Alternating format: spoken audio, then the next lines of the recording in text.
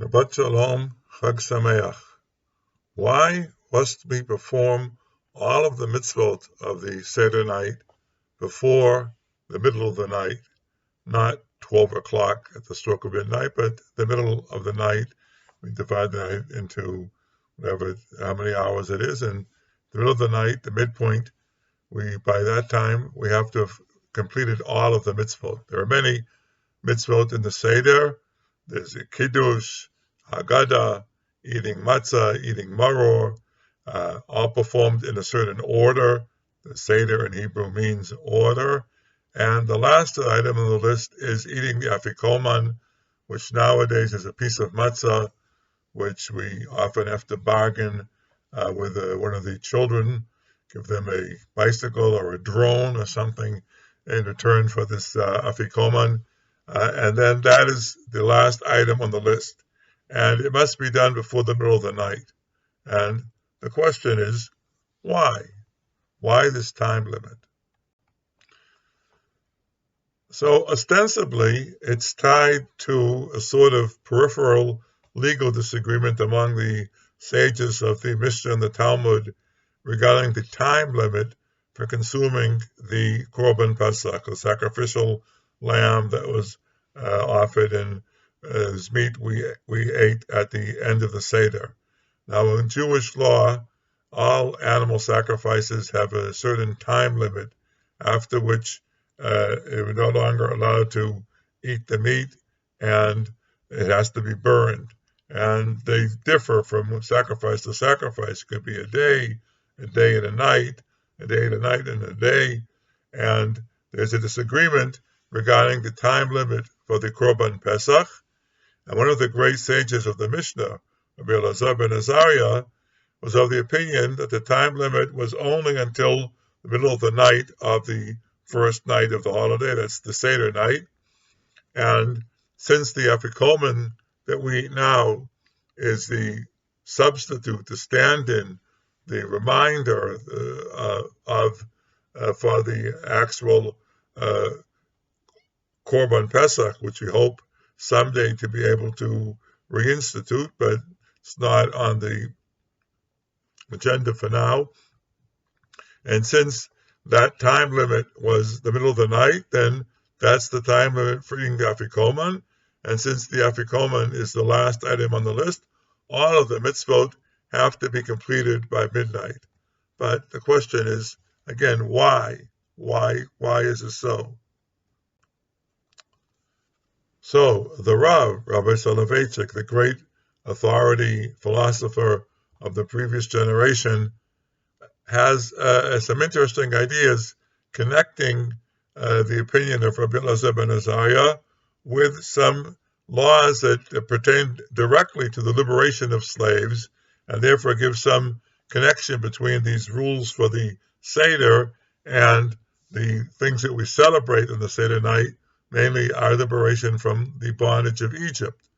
According to Jewish law, he tells us, there are two ways in which a slave can be freed from bondage to his master. One is by having the master simply violently ejected.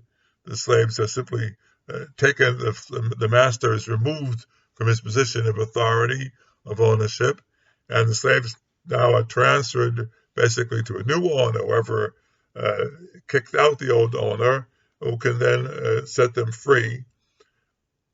But there's another option, and that is for the slave to perform a mitzvah. One of the mitzvot, which, because of his legal status as being an Eved Ivri, a slave, the person is not required to perform.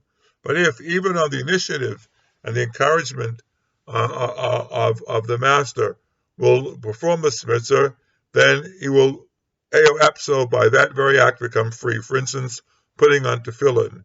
If the master tells the slave, put on tefillin, and the slave puts on tefillin, then performing that mitzvah earns him his freedom.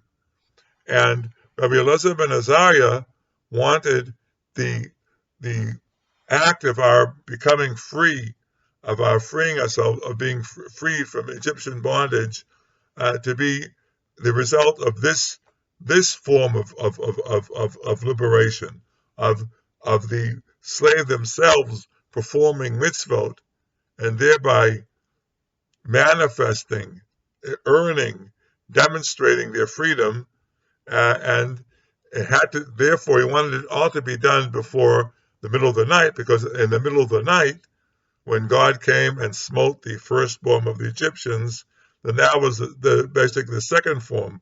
God relinquished, utterly defeated, and vanquished Pharaoh. Pharaoh gave up. Pharaoh was no longer a master. Pharaoh let our people go. But Rabbi Joseph Ben wanted the freedom to be established before the violent removal of Pharaoh by the Jews performing mitzvot, and therefore we have to do all the mitzvot before the middle of the night. I would just like to add one further thought, and it seems to me to go very well with everything the Rav said, and I don't think the Rav would have objected.